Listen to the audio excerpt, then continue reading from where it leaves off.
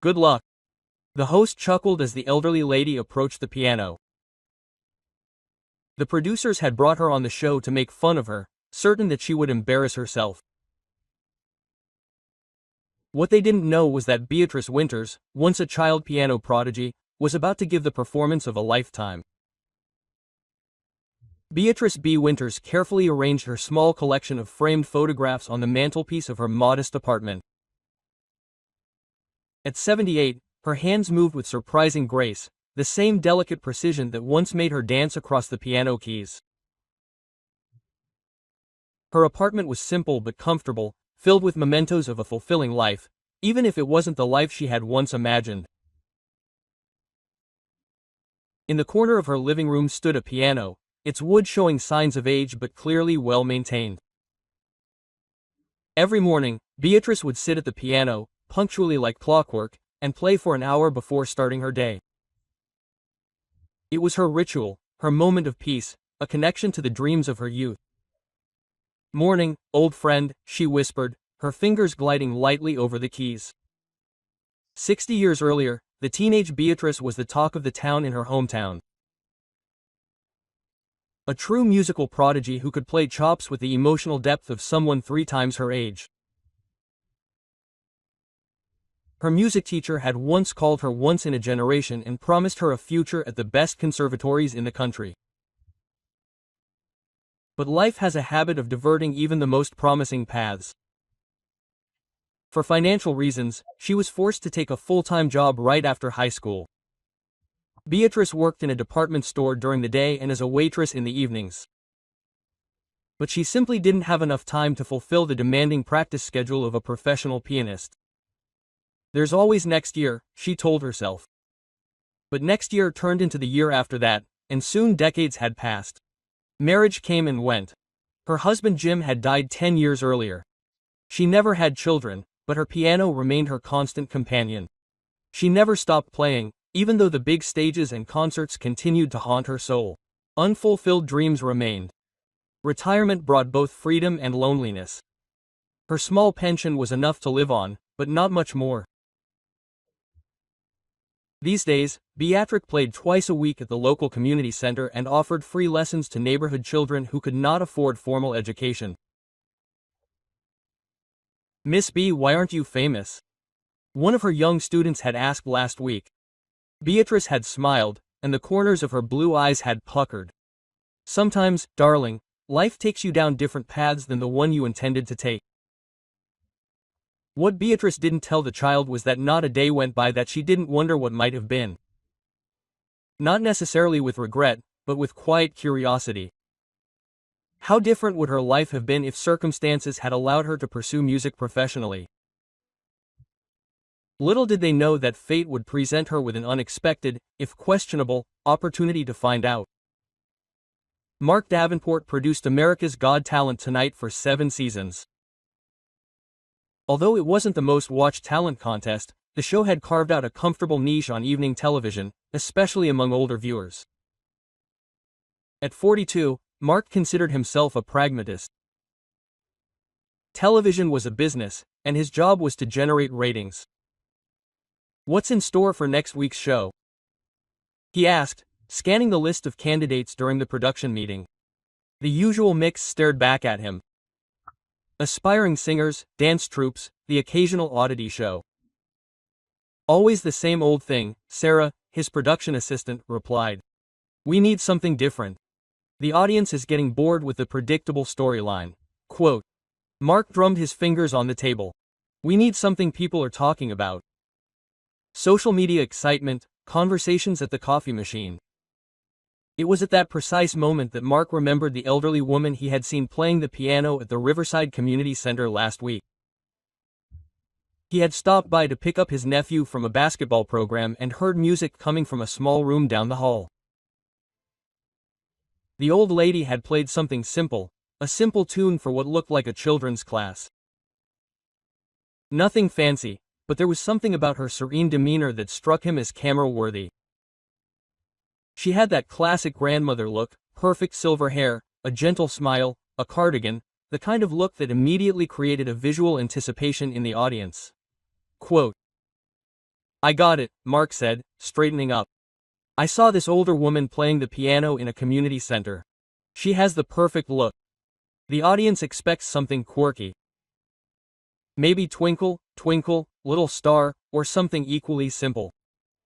Sarah raised an eyebrow. So what's the angle? The unexpected. We present her as if she's playing something simple. Maybe we even have Bradley crack a few cute jokes. The audience expects something cute but forgettable. If she's terrible, it's a light-hearted moment. If she's decent, it's a sweet surprise. Either way, it's different from our usual performances. Sarah seemed hesitant. Isn't that a little manipulative? Mark waved his hand dismissively. It's entertainment, Sarah. We're not making fun of her. We're creating a moment. Plus, Bradley knows how to change it up and make it charming instead of embarrassing if she's terrible. No harm done.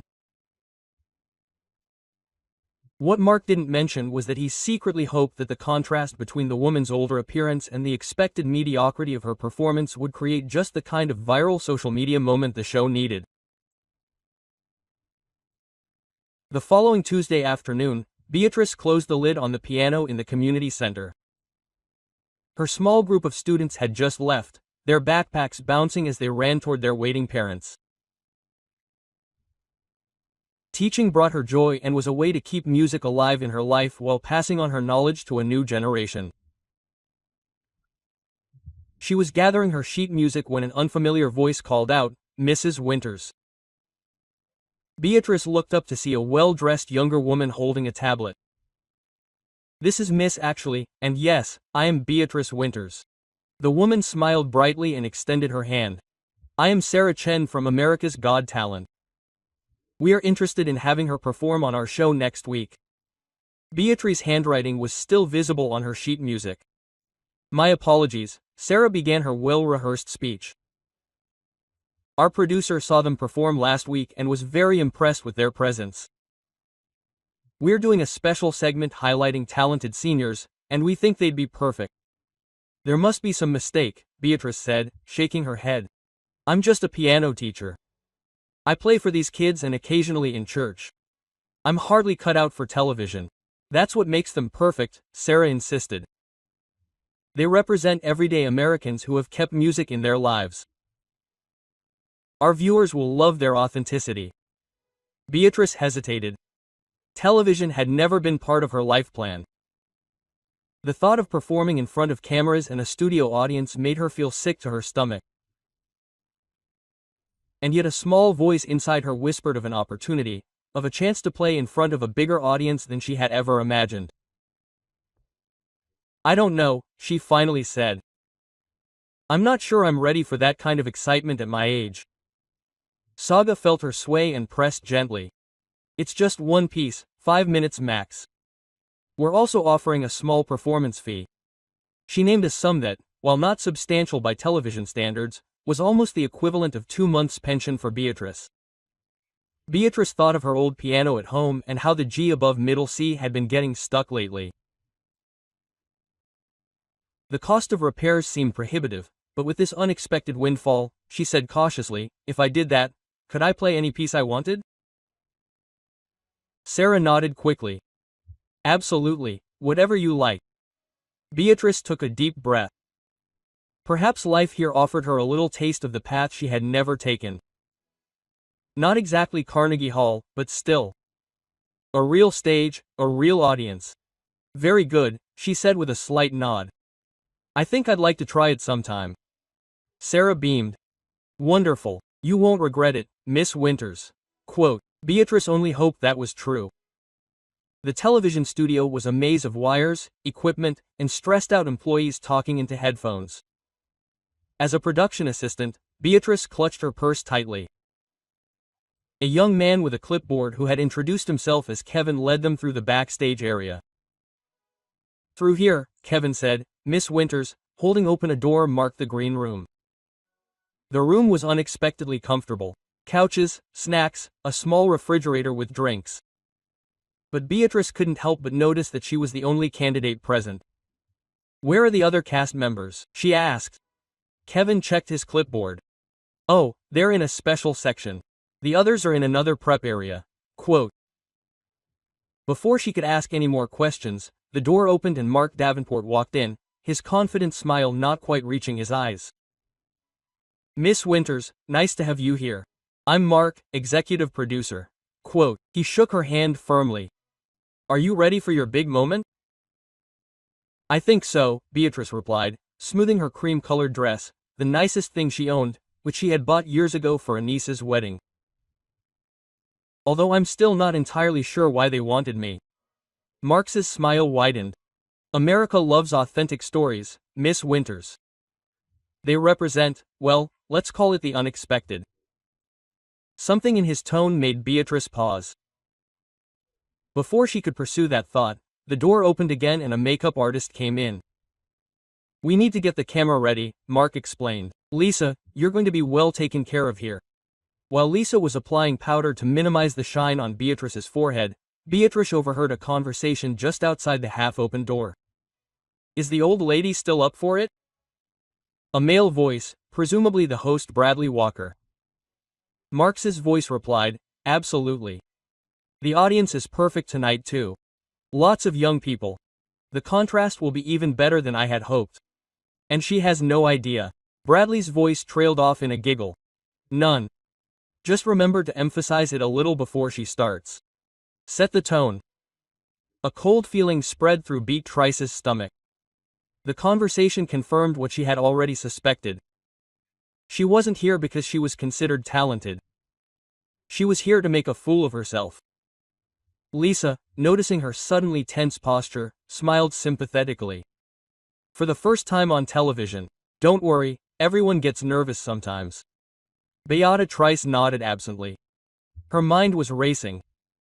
Of course she could leave now, go outside, and return to her quiet life. But something held her back, perhaps pride, or perhaps the stubbornness her mother had always said would get her into trouble. If they wanted a show, she thought with sudden determination, she would give them one. Just not the one they expected. 15 minutes before showtime, Beatrice sat alone in the green room, her hands folded neatly in her lap. Outside, she could hear the growing hum of the audience searching for their seats. Occasional laughter, the growing anticipation. She closed her eyes and did what she always did before playing. She went through her piece in her mind. Her fingers made tiny movements in the air, as if pressing invisible keys. She had chosen La Campanella, one of the most technically demanding pieces in the piano repertoire. It had been years since she had performed it for anyone but herself. But her fingers remembered every note, every nuance. A soft knock on the door interrupted her concentration. 5 minutes, Miss Winters, Kevin announced, poking his head in. She nodded and slowly stood up. Her knees protested slightly. A reminder of her age that she chose to ignore. The piano is ready on stage, Kevin Ford continued. Do you need anything else? No, thank you, Beatrice replied calmly, though her heart began to race. I'm as ready as I can be. As Kevin led her to the stage, Bert caught snippets of conversation among the stagehands. The pianist, the grandmother, is sure to get a laugh. Bradley is going to have a blast with this. Every comment strengthened her resolve. She had accepted the constraints of her circumstances all her life. She wouldn't accept being dismissed before she had played a single note. They reached the wings, where Mark was giving final instructions to Bradley Walker, the show's charismatic host. Bradley's television personality was the epitome of charm, quick-witted, conventionally handsome, with the right balance of respect and gentle banter toward the contestants. Mark noticed her arrival and quickly ended the conversation. Miss Winters, perfect timing. Now remember. Just a simple piece, something easy and pleasant. You don't have to strain yourself. The ease in his tone was unmistakable. He expected nothing special from her. On the contrary, it seemed as if he expected the opposite. Quote, I know exactly what I'm going to play, Beatrice assured him, her blue eyes sparkling with a hint of mischief that went unnoticed. Excellent. Mark clapped his hands. Bradley will introduce you, chat with you for a bit, and then you'll play. Just follow his lead. On stage, Bradley was warming up the audience with his trademark humor. Through the curtain, Beatrice could see the theater full of people. Mostly younger faces, looking expectantly up to the stage. Our next candidate is a little different from what you've seen tonight, Bradley announced. We're going to slow down and take a little detour from our high-energy performances. The audience murmured curiously. Next up, we have a lovely lady who plays piano at her local community center. She's here to share a little musical moment with us. Let's welcome 78-year-old Beatrice Winters. Welcome. The applause was polite but lukewarm as Beatrice took the stage. The lights were brighter than expected, confusing her for a moment. She blinked, then walked over to Bradley and the gleaming grand piano that awaited her. She could feel the audience's eyes on her and could guess their immediate assessment just from her appearance. An older woman in a simple dress, moving gingerly across the stage. Expectations were written all over their faces. This would be cute, maybe a little entertaining, but certainly not impressive. Bradley met her halfway. His smile was wide and theatrical. Beatrice, welcome to the show. Are you nervous? Beatrice returned his smile with a cheerful expression. Not anymore, young man, not anymore. That spotlights felt warm on Beatrice's skin as she stood next to Bradley at center stage. The huge grand piano waited just a few feet away. The polite applause from the audience had already faded away, replaced by a few scattered whispers. There was a distinct sense that people were waiting for something to be over before the next, more exciting act began. So Beatrice, Bradley's voice boomed through the theater. I hear you've been playing the piano most of your life. Yeah, since I was 5, she replied, her voice surprisingly calm despite the cameras and the many faces in front of her. That's a long time, Bradley joked, earning a roar of laughter. So what are you playing for us tonight? Mary had a little lamb, chopsticks, maybe more laughter, louder this time. Beatrice noticed that several audience members were already grinning and raising their cell phones to capture what they thought was going to be a viral moment. An elderly woman who had made her way through a simple melody gropes. Actually, Beatrice said calmly, I'm going to play Franz Liszt. La Campanella. Bradley's practiced smile vanished for a moment. Apparently they were prepared to expect something much easier. Out of the corner of her eye, Beatrice saw Mark step into the wings with a frown on his face. The camp and now what? Bradley recovered quickly and covered up his confusion for comic reasons. Sounds noble. Is that like Twinkle Twinkle Little Star in Italian? The audience laughed again and Beatrice smiled politely. Not exactly. It's considered one of the most difficult pieces in the piano repertoire. Bradley raised his eyebrows theatrically. Well, ambitious, I like it. With an exaggerated wink, he turned to the audience. Let's see how this goes, shall we? As Bradley led her to the piano, he leaned forward and spoke softly so that only she could hear.